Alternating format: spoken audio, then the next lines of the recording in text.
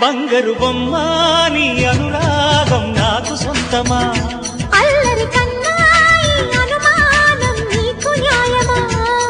ఇది కరగని కలానుకోనా కల కాదని ఎదురుగా ఉన్నా ఒళ్ళో ఇలా వాలిన పెన్నిధి వద్దనగలనా వెయ్యేళ్ళిలా నీ పద సన్నిధి స్వర్గమిలగనా బంగారు బొమ్మ నీ అనురాగం నాకు సొంతమా అల్లరి కన్నాయి అనుమానం నీకు న్యాయమా